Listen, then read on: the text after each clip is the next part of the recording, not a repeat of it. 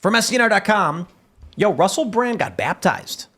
This is like, it's kind of a wild story. It's kind of a pop culture, personal story. Russell Brand, you know, he had that shift. He's like a lefty guy. Now he's a very anti-establishment guy. And then I saw the story, and it's Russell Brand from sex, drugs, and rock and roll to anti-establishment, freedom, and Christ. Well, he's always been interested in spirituality. My question is, are people reacting to him? How are they treating him similar to the Nala girl? Like, everyone was so skeptical of her. With Russell Brand, are they like, no, of course we believe you. This seems genuine. I've seen a couple people do that, but by and large, I would say the reaction has been pretty positive, at least that I've seen online. There were some people that pointed out that he did a video shortly after his baptism video where he talked about tarot cards, and a lot of, Christians were talking about how, stay away from that type of stuff. Someone's got to tell him. But I think by and large, the reaction has been very positive. I think this is a wonderful, awesome development. And he talks about it in his video where he kind of walks through the baptism and what the experience was like for him. He said that for a long time, he looked for, a feeling of like being set apart and being fulfilled through the lifestyle he was living, mainly through drugs and things like that. And he said he's never felt more tranquility or peace than he did being baptized. So I think that's really cool to kind of see him come full circle there. So I'll read a little bit. They say the comedian announced his Sunday baptism in a Friday video shared to X, saying he was curious to hear about other people's experiences being baptized. Quote, "What has been explained to me is it's an opportunity to die and be reborn. An opportunity to leave the past behind and be reborn in Christ's name." The comedian noted the book of Galatians' remarks on enlightenment, did I pronounce that right? Citing other philosophies on enlightenment and afterlife from Marcus Aurelius and Buddhist culture. Brand also acknowledged some may respond cynically to an interest in Christianity, though explained his interest in religion. Quote, "As meaning deteriorates in the modern world, as our value systems and institutions crumble, all of us become increasingly aware that there is this eerily familiar awakening and beckoning figure that we've all known all our lives within us and around us," he said. "It was an incredible, profound experience. Many aspects of it were very intimate and personal. The truth is, this, as a person who has in the past taken many, many substances and always been disappointed with their ability to deliver the kind of tranquility and peace and even transcendence that I've always felt I've been looking for, something occurred in the process of baptism that was incredible and overwhelming." And I got to tell you, even simply outside of any spirituality, it's community. Mm-hmm. It's a lot of people are doing drugs, slumming about, and no one cares about them and they have no purpose. And here is Russell Brand being surrounded by people who deeply care about him, going through this experience where he is basically joining his community in something. He's sharing something with something bigger than himself. Kat Von D got baptized and posted a video. This is just right at the end of last year, I think. And she did an interview with Allie Beth Stuckey and talking about like, this is how I got here. And she was like, oh yeah, I listened to some of your stuff, Allie Beth. Like, it's interesting. But one of the things I remember her describing was the decision to leave California and move. I think they live in Ohio in like some really cool Victorian house, and finding a community there, like a church community. And it's, like a small, older Midwestern church community, and how much they embraced her and encouraged her and like being a part of the Bible study. I think the community structure to religion really does help people grow, and it fills a hole that a lot of culture doesn't have right now. I mean, this is an old documented thing, but we don't have bowling leagues. We don't have book clubs. Like, people aren't doing things as a community. Church is sort of the last vestige of that, and people need it. Yeah, definitely. And I think too, he obviously, I think he's Catholic. His wife is Catholic. I think there's an interesting legacy there as well, in addition to the community, right? There's a lot of tradition. And like we were talking about earlier, it ties you to those who came before you, and you feel connected to, your brothers and sisters in Christ that lived even, millennia ago and stuff like that. So I think that is really a draw for a lot of people as well. And like we were talking about with these kids on college campuses earlier, people are definitely yearning for community and for meaning and for purpose. Mm-hmm. And I think Christianity fills that void. It has for centuries, but sadly, as society becomes more secular, people start to look for other things, right? And it becomes the current thing. It becomes, I stand with Palestine or whatever it is in a month from now. Yeah, it changes all the time. It's also interesting to me, I don't follow Russell Brand super closely, but I know, like you're mentioning, his wife is Catholic, so that's probably played a role. Also, he has a young daughter, I think, or maybe multiple children at this point. Kids, but I also wonder how much that, like, I've heard this statistic quoted a couple times that, especially young millennials or millennials of any age, they're not really interested in religion until they have kids, and then they suddenly look at each other and are like, oh, maybe we need to go to church. Maybe we need to have something else to raise our children in. It can't just be us like hanging out. I think the burden of having to raise another being does add to that complexity of like, what is this all for? What are we doing? It'll certainly make you substantially more conservative. Yes. You know, you got people like Bill Maher, who is just like, who cares if you got all the porn in the world, you can eat pizza all day, and it's like, that will be harmful to my child. It will cause them developmental problems, obesity, high blood pressure. I don't want them to have those things. Bill Maher doesn't care. He's like an old dude who's rich, smokes pot. He's male Chelsea Handler. Yeah. That's crazy. I mean, that's the idealized lifestyle for a lot of the progressive, well, maybe not progressive, but liberals that are in like Hollywood and stuff. It's kind of like they still long for the ability to freeze time and party all the time, smoke pot, do drugs, masturbate, blah blah blah. I mean, it's the rat utopia experiment, dude. Yeah, it kind of is, you know. So it's not good for you, and it's not good for you to say, hey, this is how you should live your life. It's fine if you want to live your life like that, that's fine, but you shouldn't be promoting that kind of stuff as in telling people this is a life you should be after, and that it's endlessly happy, right? Yeah. That's the problem. Like, if you want to party, you want to do whatever, I'm not going to stop you. On the other hand, you shouldn't say just permanently this is going to bring you fulfillment, because life is more complex than that. I think man, seeing that story about the far right, like you're far right if you want to have kids or whatever.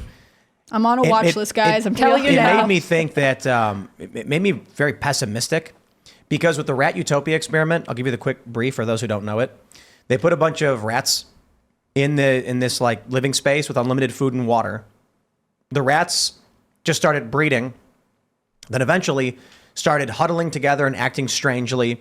They started becoming gay, like literally the rats became homosexual.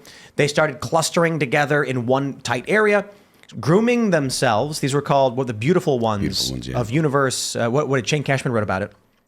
He wrote a story, the beautiful ones of Universe 21 or something it was called.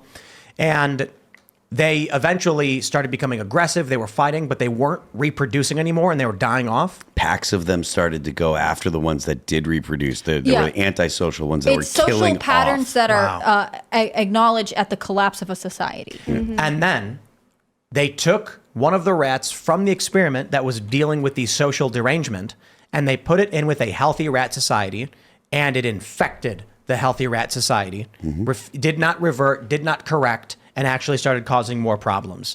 And I'm like, if that's what we're dealing with right now, people who are gorging themselves into obesity, refusing to exercise, praising obesity, praising unhealthy lifestyles, refusing to have children, condemning those who do, may we just be in this utopian experiment? Maybe it's just the natural course of things. Maybe it's a simulation meant to see if humans would experience the utopia the same as the rats. Maybe aliens actually made it happen.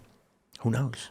So I personally am not all that. I don't find the artificial intelligence or the simulation theory all that compelling. But the rat utopia stuff, every single person that I've shown that study to, or there's a video on it that I share.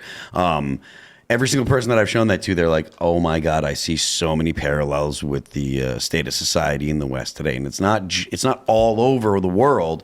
It's just Western countries that are wealthy and successful. And the ideas significantly infect other countries, you know, because the whole woke thing started in the US, right? Like the ideas really got their genesis here. And then it went and really started infecting the UK and Canada, and because of the way that their governments are structured and their laws are structured, they didn't have the same insulation from government that the US does. And so, you know, these ideas, they really do act like an infection, and they are hard to stop once they get going, but they also will destroy society, I think, you know. What do? You put a bunch of people in a bubble or a vault underground so they can isolate themselves from the spread of the utopian social contagion? I think personally the actual play is convince Democrats that there is actually an ideology that has been kind of smuggled into everyday life, and it's really replaced Christianity as the the ideology of the West, and it has to be fought against, and it has to be,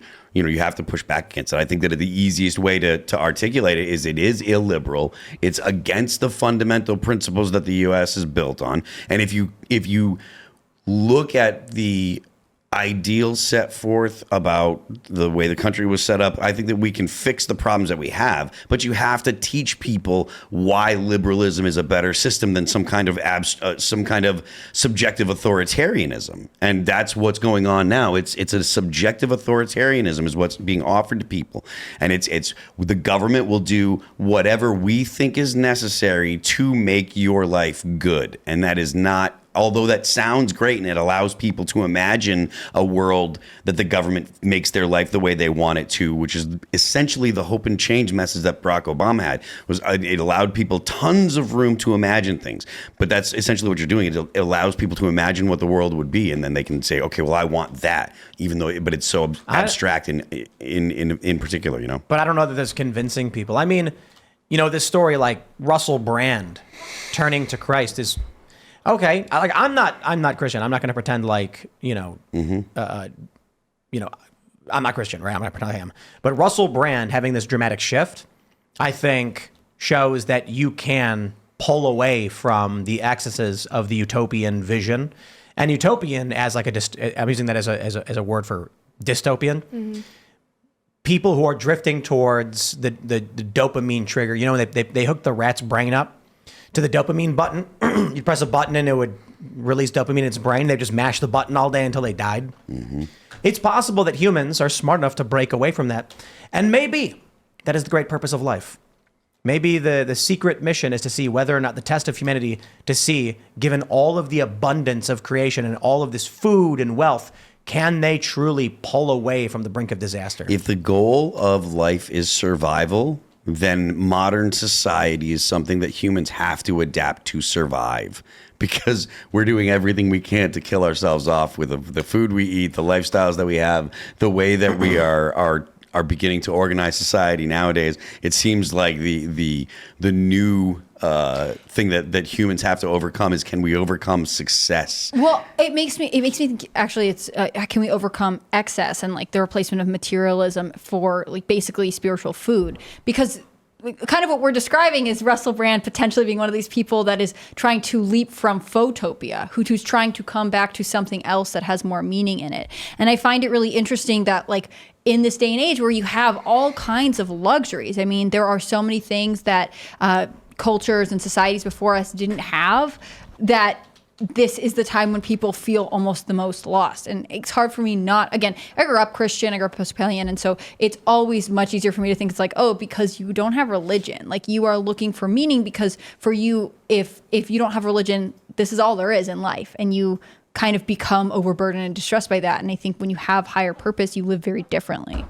Yeah, definitely. I mean, I think there's a reason that the most successful countries in human history are like largely Western and of the Christian tradition. I think it is the most conducive to human flourishing and to success. So that is obviously what America was founded on and what we should promote in our institutions. But sadly, we just have a lot of secularism across basically every institution and industry, and it's just pervasive in our culture today. And that's why you're seeing people that are lost and they're looking for that meaning. And they can't keep culture together. There's nowhere to rally around. Thanks for watching this clip from the Timcast IRL podcast. Hang out with us live Monday through Friday at 8 p.m.